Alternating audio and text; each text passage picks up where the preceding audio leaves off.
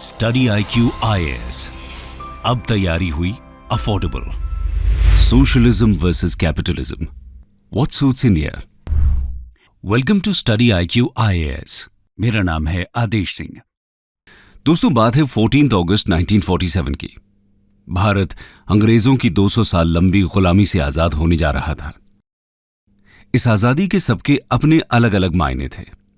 आने वाला दिन यानी 15 अगस्त 1947 केवल इंडियन इंडिविजुअल्स की पर्सनल फ्रीडम ही नहीं, बल्कि उनकी इकोनॉमिक, सोशल और पॉलिटिकल फ्रीडम का सपना भी साकार करने वाला था। इस दिन से इंडिया को अपनी एक नई जर्नी की शुरुआत करनी थी। इंडिया के पास अपनी इकोनॉमिक ग्रोथ और डेवलपमेंट की जर्नी को तय करने के दो मॉडल्स थे। पहला था कैपिटलिस्ट मॉडल और दूसरा सोशलिस्ट मॉडल। लेकिन ये चॉइस इंडिया की कंडीशंस को देखते हुए इतनी आसान नहीं थी। ये दोनों ही मॉडल्स एक दूसरे से बेहद अलग थे। दोनों ही अपने साथ कुछ खासियत तो कुछ खामियां लेकर आने वाले थे, और इसीलिए इंडिया ने अपने लिए इस दोनों में से किसी एक को चुनना सही नहीं समझा। आज हमारी आजादी को 75 साल पूरे हो गए हैं। आज इंडिया दुनिया की फास्टेस्ट ग्रोइंग इकोनॉमीज में से एक है, और ये उसने किसी एक इकोनॉमिक मॉडल के बलबूते पर नहीं किया। इंडिया ने अपनी इस इकोनॉमिक जर्नी के लिए एक यूनिक पाथ चुना, और ये यूनिक पाथ क्या रहा, इसका जवाब आपको आज इसी वीडियो में मिलेगा। आज हम सबसे पहले सोशलिस्ट और कैपिटलिस्ट इकोनॉमिक मॉडल्स के बेसिक्स को समझने की कोशिश करेंगे। फिर हम देखेंगे कि इंडिया की जरूरत के हिसाब से कौन सा मॉडल उसको ज्यादा सूट करता आया है। तो आइए शुरू करते हैं। Socialism and capitalism. दोस्तों, ये तो हम जानते ही हैं कि इंडिया की इकोनॉमी ना तो पूरी तरह से सोशलिस्ट है और ना ही पूरी तरह से कैपिटलिस्ट, बल्कि इसमें हमें दोनों के फीचर्स देखने को मिलते हैं। अब इन दोनों में इंडिया को कौन सा सिस्टम ज्यादा सूट करता है, इसके लिए हमें पहले इसके बेसिक फीचर्स को समझना होगा। तो शुरुआत करते हैं कैपिटलिज्म से। कैपिटलिज्म यानी पूंजीवाद। कैपिटलिज्म यूं तो एक अम्ब्रेला आइडियोलॉजी है जिसके कई अलग अलग वर्जन्स हैं, लेकिन अगर इसके कॉमन फीचर्स की बात करें तो इस मॉडल में देश के मीन्स ऑफ प्रोडक्शन यानी प्रोडक्शन के अलग अलग संसाधन गवर्नमेंट के बजाय प्राइवेट इंडिविजुअल्स के हाथों में होते हैं। मीन्स ऑफ प्रोडक्शन में लैंड, फैक्ट्री, कंपनी जैसे वो सभी रिसोर्सेज शामिल होते हैं जिनसे चीजों का प्रोडक्शन या उत्पादन मुमकिन हो पाता है। ये एक ऐसी आइडियोलॉजी है जो इंडिविजुअल्स के द्वारा प्राइवेटाइजेशन को बढ़ावा देती है। ये मॉडल एडम स्मिथ द्वारा दिए गए लेज़े-फेयर के प्रिंसिपल पर काम करता है। लेज़े-फेयर यानी लीव अलोन। इसके मुताबिक मार्केट स्पेस में गवर्नमेंट का इंटरफेरेंस बहुत लिमिटेड होना चाहिए, यानी ऐसी सोसाइटीज में मार्केट गवर्नमेंट के कंट्रोल से फ्री होती हैं, और यहां पर इंडिविजुअल्स पूरी मार्केट पर रूल करने के लिए ज्यादा से ज्यादा कंपीट कर पाते हैं। वो इस फ्री कंपटीशन के जरिए ज्यादा से ज्यादा प्रॉफिट जनरेट करते हैं। तो कैपिटलिस्ट सोसाइटी एक ऐसी सोसाइटी है जहां लोग अपनी कैपेबिलिटी के मुताबिक काम करते हैं, लेकिन उन्हें उसका फल उनकी कैपिटल के मुताबिक मिलता है। यानी जिसके पास जितना कैपिटल, वो उस कैपिटल से उतना ही ज्यादा प्रॉफिट जनरेट करता है। यहां गुड्स और सर्विसेज का प्रोडक्शन केवल कंजम्पशन या सोसाइटी के वेलफेयर के लिए नहीं, बल्कि प्रॉफिट जनरेट करने के लिए होता है। हालांकि यहां पर हर इंडिविजुअल के पास अपना बिजनेस रन करने और ह्यूज प्रॉफिट्स जनरेट करने की पूरी आजादी है, लेकिन यह फ्रीडम सोसाइटी में इनइक्वालिटी पैदा करती है। इस सिस्टम में केवल वही गिने चुने लोग ह्यूज प्रॉफिट जनरेट कर पाते हैं जो पहले से ही रिच होते हैं या जिनके पास मीन्स ऑफ प्रोडक्शन का कंट्रोल होता है। बाकी सोसाइटी ना तो उनसे कंपीट कर पाती है, उल्टा अलग अलग रूप में उनके एक्सप्लॉयटेशन का शिकार होती है। एक बार फॉर्मर इंडियन पीएम और इकोनॉमिस्ट डॉक्टर मनमोहन सिंह ने यह कहा था कि इंडिया एक रिच कंट्री है, लेकिन उसमें रहने वाले लोग बहुत पुअर हैं। इसका मतलब है कि इंडिया की ज्यादातर वेल्थ केवल कुछ ही लोगों के हाथों में कॉन्सेंट्रेटेड है, जबकि सोसाइटी का एक बड़ा हिस्सा आज भी पॉवर्टी और बैकवर्डनेस का शिकार है। अब दूसरी तरफ अगर बात करें सोशलिज्म की, तो इसमें कैपिटलिज्म का एकदम ऑपोजिट देखने को मिलता है। सोशलिज्म यानी समाजवाद। दोस्तों, सोशलिज्म शब्द का जन्म हुआ है सोसाइटी से, यानी ये आइडियोलॉजी समाज और समाज के वेलफेयर की बात करती है। ये आइडियोलॉजी एक पॉपुलिस्ट इकोनॉमिक और पॉलिटिकल सिस्टम की बात करती है, जहां पर गवर्नमेंट एक वेलफेयर स्टेट के रूप में काम करती है। दोस्तों, कैपिटलिज्म की तरह ही ये भी एक ब्रॉड आइडियोलॉजी है, जिसके कई अलग अलग वर्जन्स हैं, अलग अलग तरीके से सोसाइटी के अलग अलग सिस्टम में अप्लाई किए जाते हैं। लेकिन अगर इकोनॉमिक टर्म्स में बात करें तो यह आइडियोलॉजी कहती है कि देश में मीन्स ऑफ प्रोडक्शन पब्लिक के हाथों में होनी चाहिए, और डेमोक्रेसी में पब्लिक अपने रिप्रेजेंटेटिव्स को अपनी सरकार के रूप में चुनती है, और वही सरकार उनके बिहाफ पर मीन्स ऑफ प्रोडक्शन को कंट्रोल करती है और पूरी इकोनॉमी को रन करती है। यहां पर चीजों का प्रोडक्ट प्रॉफिट जनरेशन के लिए नहीं, बल्कि लोगों की जरूरतों को पूरा करने के लिए किया जाता है। इसके मुताबिक देश के संसाधनों को डेवलप करने में जिसने जितना कंट्रीब्यूट किया है, उसको अपना हिस्सा उसी प्रोपोर्शन में मिलना चाहिए। देश के हर इंसान को उसकी ग्रोथ के लिए इक्वल अपॉर्चुनिटीज मिलनी चाहिए, फिर चाहे वो इंसान रिच हो या पुअर। सोशलिस्ट आइडियोलॉजी का मानना है कि अगर देश के रिसोर्सेज गवर्नमेंट की कलेक्टिव ओनरशिप के अंडर रहेंगे, तभी उनका इस्तेमाल सोसाइटी में इक्वालिटी और वेलफेयर जनरेट करने के लिए किया जाएगा। यहां देश में पॉवर्टी रिडक्शन या सोशल और इकोनॉमिक रीडिस्ट्रीब्यूशन इंश्योर करने की जिम्मेदारी गवर्नमेंट की होती है। दोस्तों, अगर हम इंडियन कॉन्स्टिट्यूशन को उठाकर देखें तो दुनिया की ज्यादातर लिबरल डेमोक्रेसीज की तरह ही इसमें हमें सोशलिज्म शब्द साफ दिखाई पड़ता है। लेकिन इंडियन कॉन्स्टिट्यूशन में इस शब्द के होने का मतलब ये नहीं कि इंडिया का इकोनॉमिक स्ट्रक्चर पूरी तरह सोशलिस्ट मॉडल पर बेस्ड हो। यहां आपको बता दें कि हमारे कॉन्स्टिट्यूशन के ओरिजिनल वर्जन में यह शब्द मौजूद नहीं था। इसको 1976 में 42nd कॉन्स्टिट्यूशनल अमेंडमेंट के तहत हमारे कॉन्स्टिट्यूशन के प्रीएम्बल में लाया गया। इस शब्द को कॉन्स्टिट्यूशन में ऐड करने का पर्पस देश में सोशल और इकोनॉमिक इक्वालिटी को इंश्योर करना था। इसका मकसद था कि देश में इकोनॉमिक और सोशल डिफरेंसेस मिटाकर हर एक सिटीजन को इक्वल फुटिंग पर रखा जाए। दोनों आइडियोलॉजीज के बेसिक फीचर्स को समझने के बाद आइए ये देखते हैं कि इनमें से इंडिया ने अपने लिए कौन सा मॉडल अडॉप्ट किया। India's application mixed models. तो दोस्तों, जैसा कि हमने पहले भी कहा, इंडिया की इंडिपेंडेंस उसकी इकोनॉमिक हिस्ट्री का एक बहुत बड़ा टर्निंग पॉइंट बनने जा रही थी। ब्रिटिशर्स के 200 साल लंबे रूल ने इंडिया को किस तरह एक्सप्लॉइट किया, ये हम सब जानते हैं। ब्रिटेन के इस लंबे एक्सप्लॉइटेशन की वजह से ही इस समय इंडियन इकोनॉमी बहुत नाजुक हालत में थी। उस समय इंडिया में इतनी अक्यूट पॉवर्टी और शार्प सोशल डिफरेंसेस को देखकर यह सवाल उठाया जाता था कि इंडिया एक नेशन के रूप में सरवाइव कर भी पाएगा या नहीं। कैम्ब्रिज हिस्टोरियन एंगस मैरिसन के मुताबिक वर्ल्ड इनकम में इंडिया का शेयर, जो 1700 में लगभग यूरोप के बराबर यानी 23% हुआ करता था, वो 1952 में घटकर केवल 3.8% तक रह गया। यानी ब्रिटिश क्राउन का सबसे चमचमाता हीरा इंडिपेंडेंस के समय दुनिया के सबसे गरीब देशों में गिना जाने लगा। इंडिया की इसी हालत को देखते हुए पॉलिटिकल पार्टीज और इंडस्ट्रियलिस्ट्स के बीच यह कंसेंसस था कि इंडिया के डेवलपमेंट को एकदम प्राइवेट एक्टर्स के हाथों में नहीं दिया जा सकता। देश के जाने माने इंडस्ट्रियलिस्ट्स जैसे कि जे.आर.डी. टाटा, जी.डी. बिरला और लाला श्री राम के द्वारा लाए गए बॉम्बे प्लान में यह डिसाइड किया गया था कि लोकल इंडस्ट्रीज को बचाने के लिए स्टेट का इंटरवेंशन बहुत जरूरी है।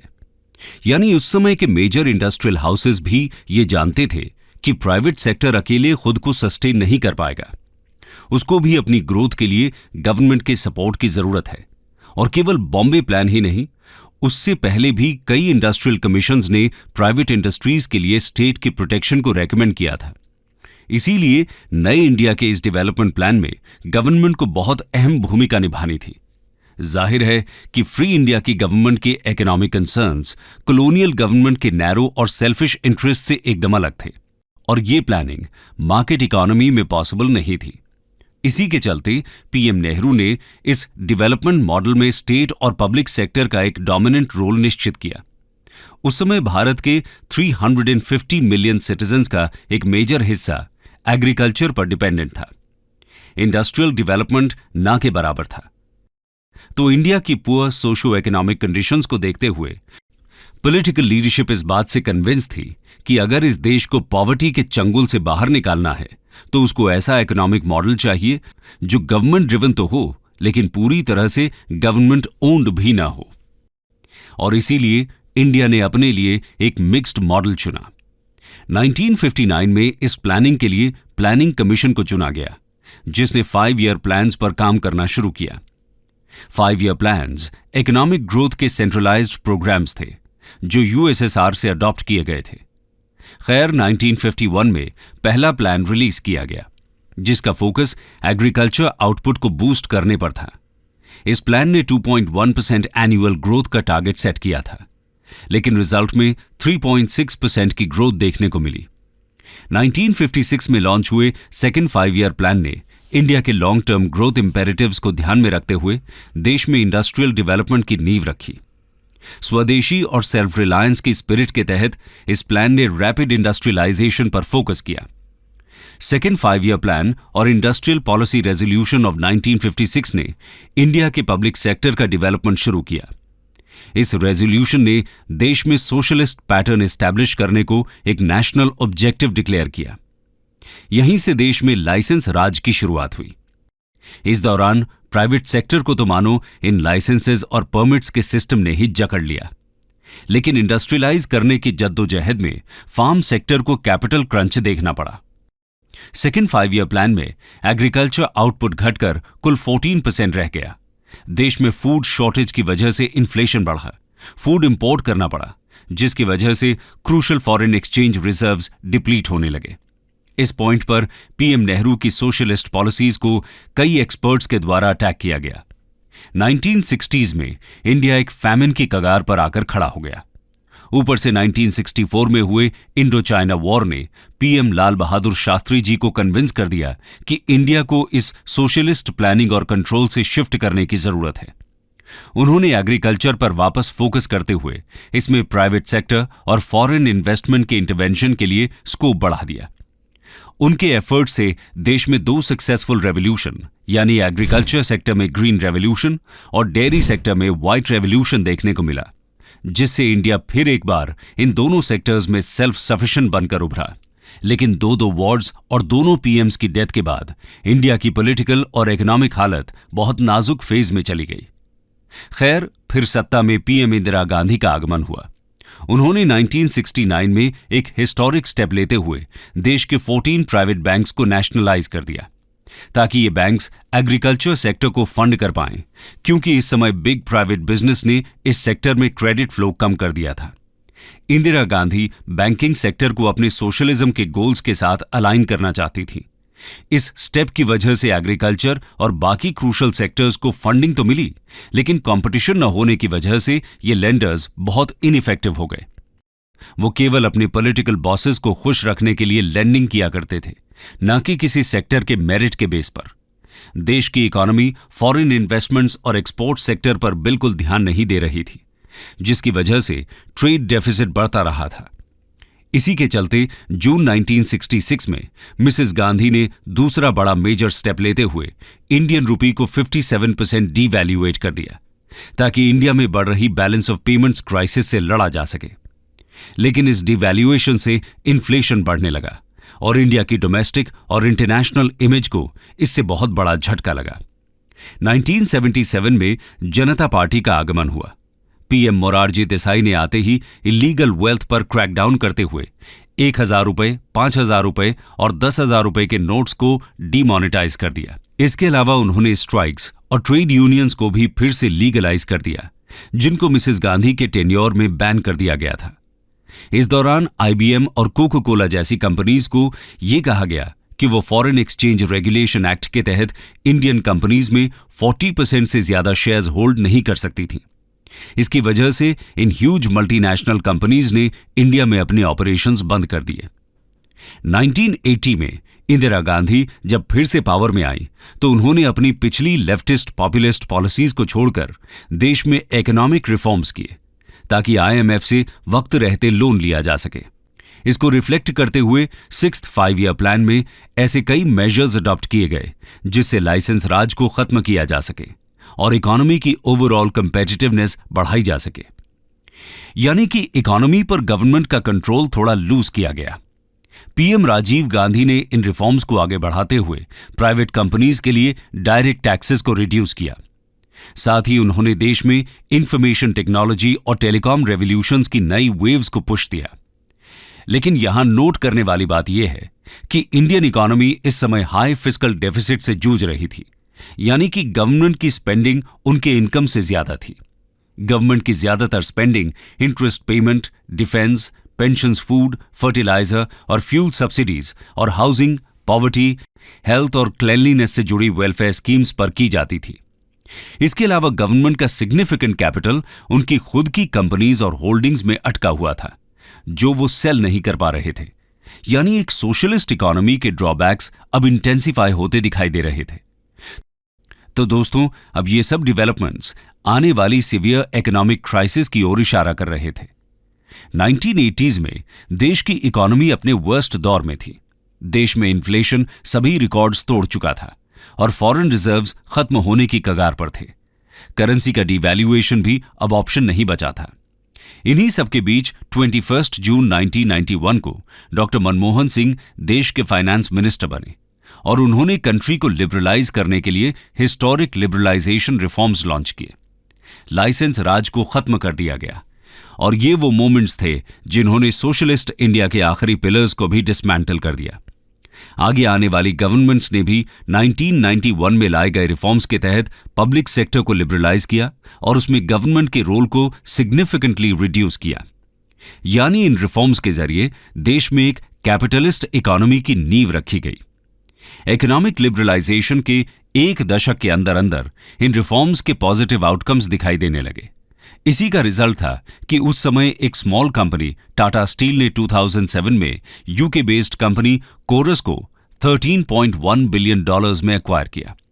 अगले ही साल टाटा मोटर्स ने $2.3 बिलियन में जैग्युआर लैंड रोवर को परचेस किया। भारती एयरटेल ने 2010 में ज़ेन अफ्रीका को $10.7 बिलियन में खरीदा। इस पीरियड में इसी तरह के मल्टी बिलियन डॉलर एक्विजिशंस की वेव देखने को मिली। 2014 में मोदी गवर्नमेंट ने इन रिफॉर्म्स को फर्दर पुश किया। उन्होंने आते ही सबसे पहले सोवियत एरा की बॉडी प्लानिंग कमीशन को नीति आयोग से रिप्लेस किया। 5 ईयर प्लान्स को ईयरली प्लान्स में ब्रेक किया गया। उन्होंने इकोनॉमी को फर्दर लिबरलाइज करने के लिए कई इंपॉर्टेंट स्टेप लिए। Insolvency and bankruptcy code, GST और ईज ऑफ डूइंग बिजनेस को बूस्ट करने के लिए लाए गए रिफॉर्म्स इसके कुछ मेन एग्जाम्पल्स हैं। इन्हीं सब रिफॉर्म्स की बदौलत देश में प्राइवेट बिजनेस को स्टार्ट और रेज करने का एनवायरनमेंट काफी हद तक इंप्रूव हुआ। आज हमें पूरे देश में स्टार्टअप्स और यूनिकॉर्न्स की वेव देखने को मिल रही है, जिससे इंडियन इकोनॉमी में कंपटीशन, इनोवेशन और एंटरप्रेन्योरशिप को बढ़ावा मिल रहा है। कंक्लूजन, तो कुल मिलाकर इंडियन इकोनॉमी की इस क्विक हिस्टोरिक जर्नी से हमें यह पता चलता है कि किस तरह इंडिया ने कभी भी किसी प्योर इकोनॉमिक मॉडल को फॉलो नहीं किया। जैसे जैसे इंडिया की नीड्स बदलती गईं, उसने अपनी इकोनॉमी को भी उसी रूप में ढालने की कोशिश की। हालांकि 1991 के इकोनॉमिक रिफॉर्म्स के द्वारा इंडिया की लार्जली सोशलिस्ट इकोनॉमी को लिबरलाइज करने की कोशिश की गई, लेकिन आज भी उसको पूरी तरह कैपिटलिस्ट इकोनॉमी नहीं कहा जा सकता। आज भी इंडियन गवर्नमेंट सोसाइटी के वेलफेयर के लिए कई सेक्टर्स को खुद से कंट्रोल करती है। आज दुनिया भर के कई डेवलप्ड और डेवलपिंग कंट्रीज पूरी तरह किसी प्योर मॉडल को अडॉप्ट करने के बजाय एक मिक्स्ड सिस्टम को ही प्रेफर करती हैं। उसी तरह इंडिया की नीड्स को भी एक मिक्स्ड मॉडल ही सूट करता आया है और शायद आने वाले समय में भी इंडिया में कैपिटलिज्म के साथ साथ पुअर और वल्नरेबल सेक्शन को सपोर्ट करने के लिए गवर्नमेंट का इंटरवेंशन जरूरी रहेगा। स्टडी IQ IAS, अब तैयारी हुई अफोर्डेबल।